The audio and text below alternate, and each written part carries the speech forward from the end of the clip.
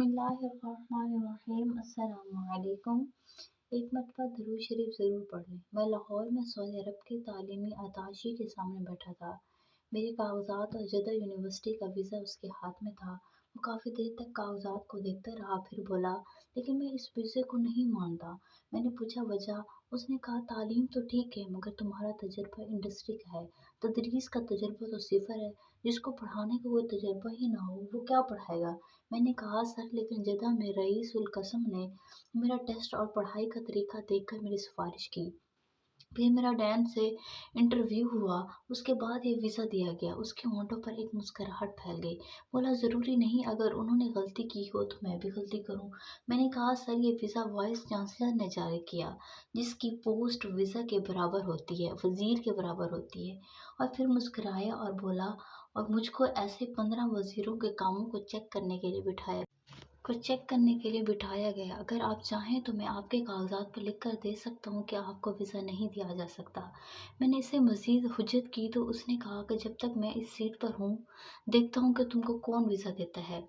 मेरे जहन में अपनी पुरानी कंपनी के मास्टर फ्रेडरिक के अल्फाज गूंजे, मिस्टर रिजवान, तुम नौकरी छोड़कर बड़ी गलती कर रहे हो।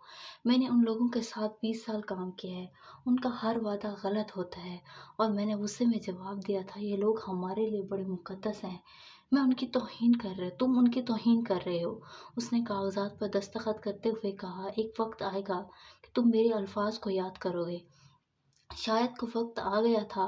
फिर इसके बाद मैंने 2 और चक्कर लगाए हवाई जहाज से, और हर बार अताशी का वही जवाब था कि जब तक मैं इस सीट पर हूँ, देखता हूँ कि तुमको वीज़ा कौन देता है। मेरे लिए बड़ा सख्त वक्त था। ना खुदा ही ना मिला, ना विसाले सनम। 2 महीने बेरोजगारी के हो चुके थे। मैं सख्त टेंशन में बैठा था कि बेल बजी। दरवाजे पर टीन डब्बे वाला था। कोई 70 साल का होगा, बिल्कुल हड्डियों का ढांचा, मैला कुचेला, पेवंद लगे कपड़े, पसीने में नहाया हुआ। कहने लगा, साहब 10 साल हो गए इन गलियों में चक्कर लगाते, आज पहली बार किसी के घर की बेल बजाई है। मैंने हैरत से कहा, हाँ बोलो। कहने लगा, यहाँ नहीं, वहाँ नीम के पेड़ के नीचे चबूतरे पर बैठकर आराम से बात करनी है। मैं तजब्जुब के आलम में उसके साथ चल पड़ा। कहने लगा, साहब मेरी अकलौती बच्ची की शादी होने वाली है। शादी में सिर्फ 1 हफ्ता बाकी रह गया है, मगर मेरे पास एक पैसा नहीं है। आजकल काम भी बहुत मंदा है। कई लोगों से उधार मांगा, सबने इनकार कर दिया। कल रात बहुत देर तक मस्जिद में रोया और दुआ मांगी, तो रात में ख्वाब में आपकी गली और घर नजर आया, और आवाज़ आई, इनसे जाकर मांग ले, इसलिए सिर्फ आपका दरवाज़ा खटखटाया है। मुझे उसकी कहानी पर यकीन नहीं आया, और हंसी भी आई कि लोग कैसे कैसे 400 बीसी करने लगे हैं। मैंने मजाक उड़ाया, पूछने कितने पैसे की ज़रूरत है। बोला, साहब सादगी से रुखसती करनी है, जेवर तो मैं अपनी बीवी का चढ़ा दूंगा, मगर 5-6 जोड़े और शादी का खाना तो करना होगा। कोई 30,000 का खर्चा होगा।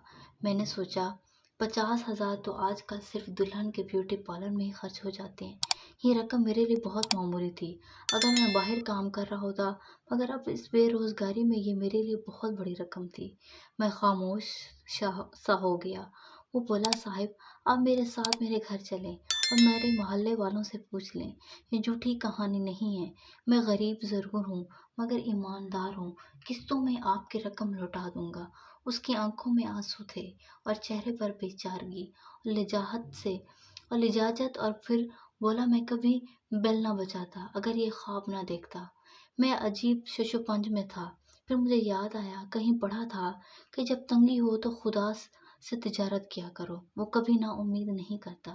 30,000 देने का मतलब ये था कि अब वापसी की कोई उम्मीद नहीं। खैर मैं गया और 30,000 लाकर इसके हाथ में रख दिए। उसने मेरे हाथ चूम लिए और रोने लगा। कोई 15 दिन बाद फिर उसने दरवाज़ा खटखटाया। मैंने गुस्से से पूछा, अब क्या मसला है, क्या फिर कोई ख्वाब देखा है? बोला, हाँ, मगर आपको कैसे पता चला? मैंने झंझलाकर कहा, जाहिर है पहले ख्वाब देखा था तो बेल बजाई, अब भी ख्वाब देखा होगा जो बेल बजाई है।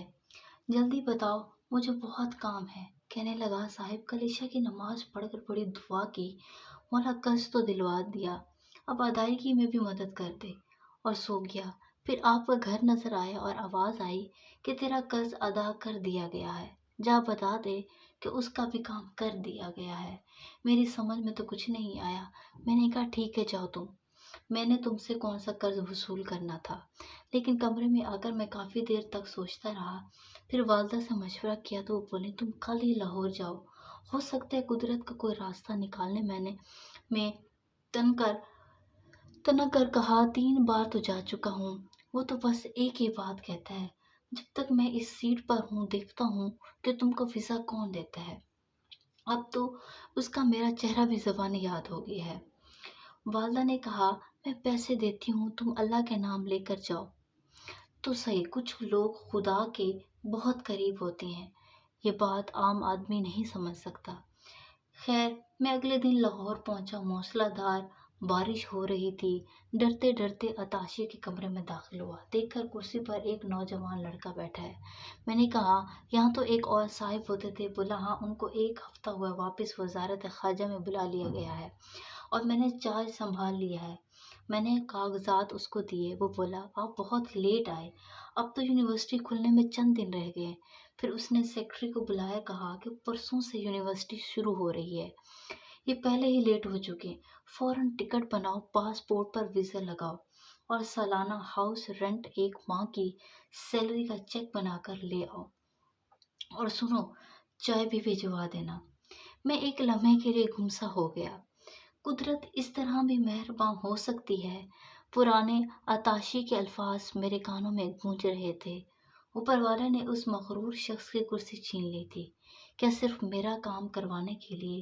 پھر موسم پر میں نے گفتگو شروع کی، بتایا کہ بہت موسلا دھار بارش ہو رہی تھی، بڑی مشکل ہوئی آنے میں۔